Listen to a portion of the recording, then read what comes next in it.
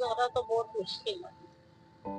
मुश्किल है। आप किराए पे घर है, बिल है, घर के खर्चे हैं, बच्ची की शादी है 21-22 तारीख को, बहुत परेशानी है।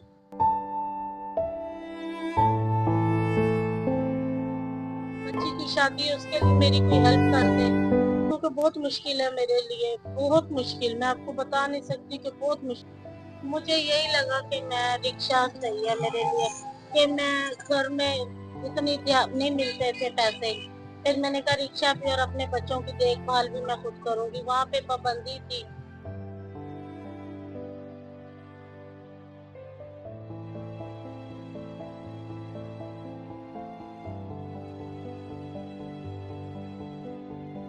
कितने बच्चे हैं आपको? 6। तो दूसरी शादी का ख्याल कभी नहीं आया?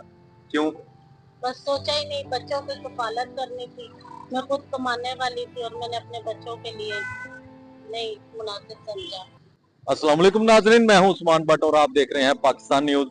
नाजरीन, आज हम आपको एक ऐसी खातून से मिलाएंगे जिसका खामन फौत हो चुका है और वो अपना और अपने बाल बच्चों का पेट पालने के लिए रिक्शा चलाती हैं और उन्होंने ये मेहनत करके साबित कर दिया है कि दुनिया में कोई भी ऐसा काम मुश्किल नहीं है जो इंसान नहीं कर सकता।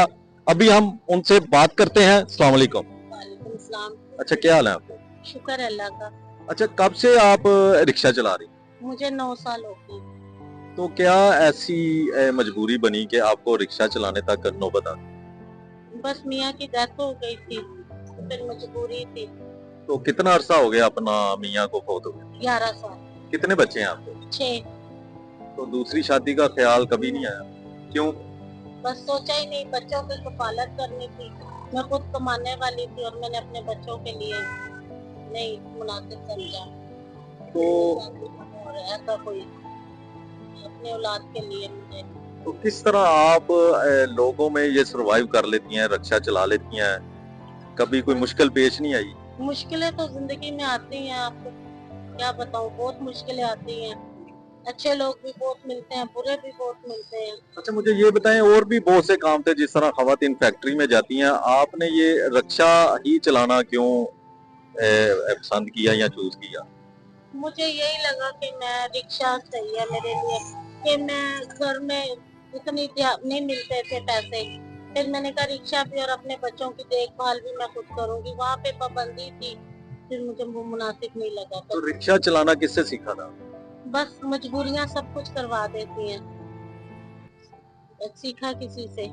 तो अब मुझे ये बताएं कि कैसा गुजारा हो रहा है, ठीक हो जाता है या अभी भी मुश्किलात है? नहीं, गुजारा तो बहुत मुश्किल है, बहुत मुश्किल है। आप किराए पे घर है, बिल है, घर के खर्चे हैं, बच्ची की शादी है 21-22 तारीख को, बहुत परेशानी है। यानी कि मुश्किलात अभी कम नहीं हुई? नहीं, कम नहीं तो है। आपके बेटियां कितनी और बेटे कितने? 4 बेटियां 2 बेटे हैं। बेटे क्या करते हैं, पढ़ते हैं अभी? हाँ, सबसे छोटा बेटा अपने अब्बू की डेथ के बाद हुआ, 6 महीने बाद।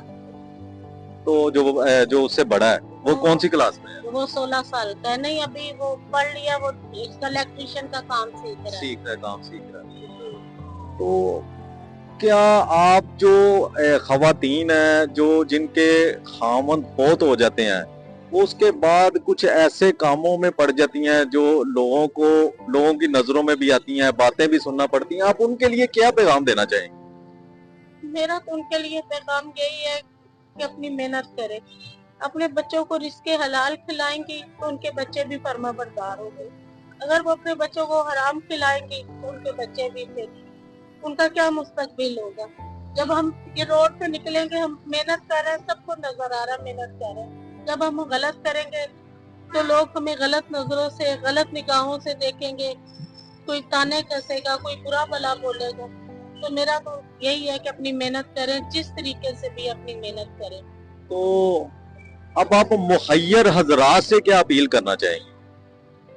बस यही है कि हम जैसी खवातीन को मदद करें, जैसे मरियम नवाज घर दे रही है, हमारे लिए भी कोई सोचे हुकूमत।